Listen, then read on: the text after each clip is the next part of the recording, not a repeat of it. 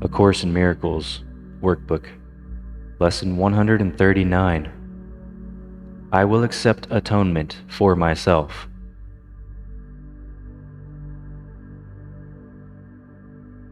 Here is the end of choice, for here we come to a decision to accept ourselves as God created us. And what is choice except uncertainty of what we are? There is no doubt that is not rooted here. There is no question but reflects this one. There is no conflict that does not entail the single, simple question, what am I?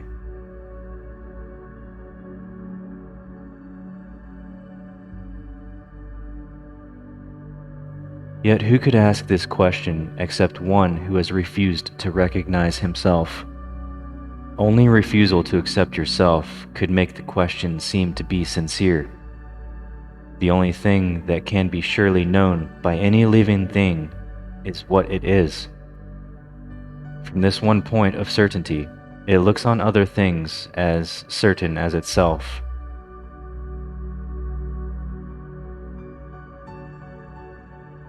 Uncertainty about what you must be is self-deception on a scale so vast, its magnitude can hardly be conceived. To be alive and not to know yourself is to believe that you are really dead. For what is life except to be yourself? And what but you can be alive instead? Who is the doubter? What is it he doubts? Whom does he question? And who can answer him?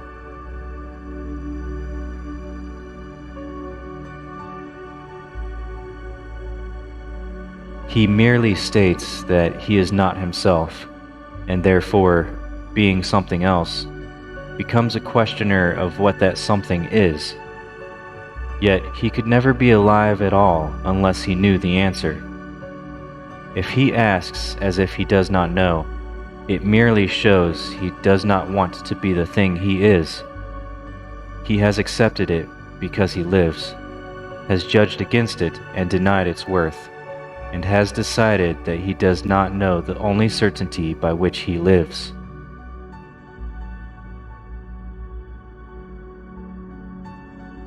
Thus he becomes uncertain of his life, for what it is has been denied by him. It is for this denial that you need atonement. Your denial made no change in what you are, but you have split your mind into what knows and does not know the truth. You are yourself. There is no doubt of this, and yet you doubt it. But you do not ask what part of you can really doubt yourself. It cannot really be a part of you that asks this question, for it asks of one who knows the answer. Were it part of you, then certainty would be impossible.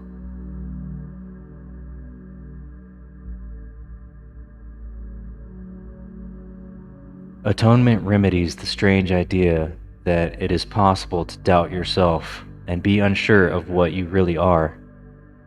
This is the depth of madness, yet it is the universal question of the world.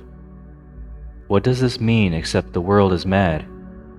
Why share its madness in the sad belief that what is universal here is true?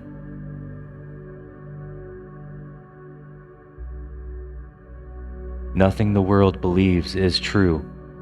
It is a place whose purpose is to be a home where those who claim they do not know themselves can come to question what it is they are.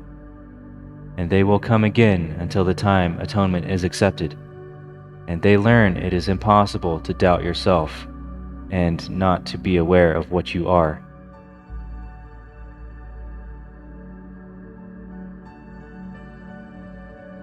Only acceptance can be asked of you, for what you are is certain.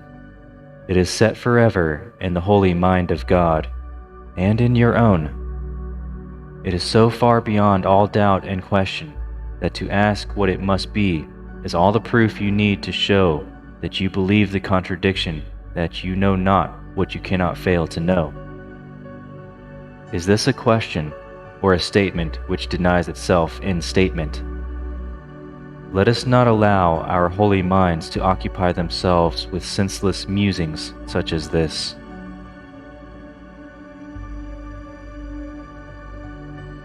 We have a mission here. We did not come to reinforce the madness that we once believed in. Let us not forget the goal that we accepted. It is more than just our happiness alone we came to gain. What we accept as what we are proclaims that everyone must be along with us. Fail not your brothers, or you fail yourself. Look lovingly on them, that they may know that they are part of you, and you of them.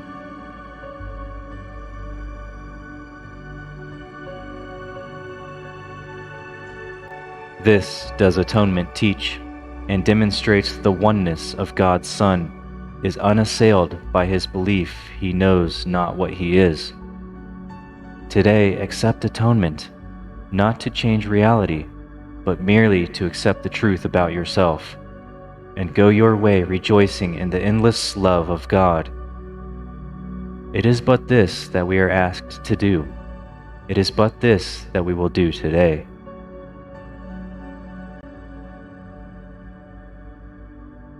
"5 minutes in the morning and at night we will devote to dedicate our minds to our assignment for today. We start with this review of what our mission is. I will accept atonement for myself, for I remain as God created me.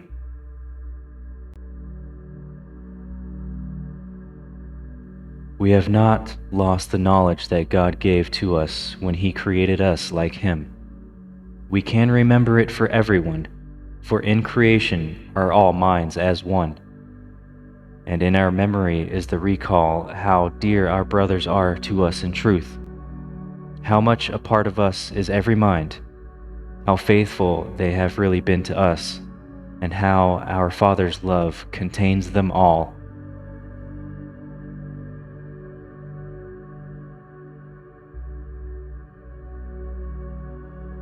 In thanks for all creation, in the name of its Creator and His oneness with all aspects of creation, we repeat our dedication to our cause today each hour as we lay aside all thoughts that would distract us from our holy aim. For several minutes, let your mind be cleared of all the foolish cobwebs which the world would weave around the Holy Son of God, and learn the fragile nature of the chains that seem to keep the knowledge of yourself apart from your awareness, as you say, I will accept atonement for myself, for I remain as God created me.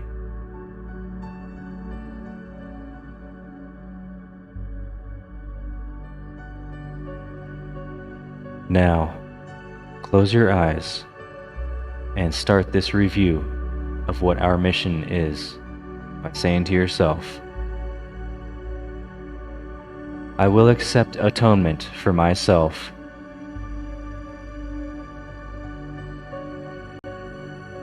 for I remain as God created me.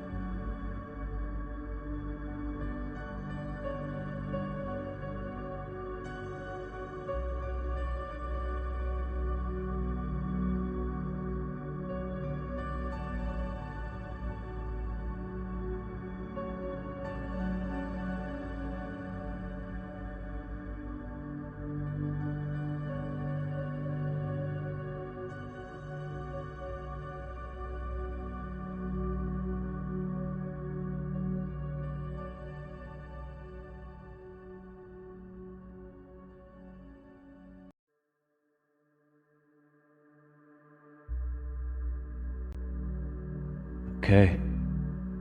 This concludes Lesson 139.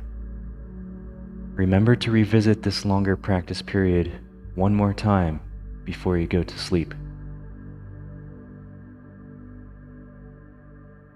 Throughout the day, every hour, spend several minutes and let your mind be cleared of all the foolish cobwebs which the world would weave around the Holy Son of God, and say to yourself, I will accept atonement for myself, for I remain as God created me.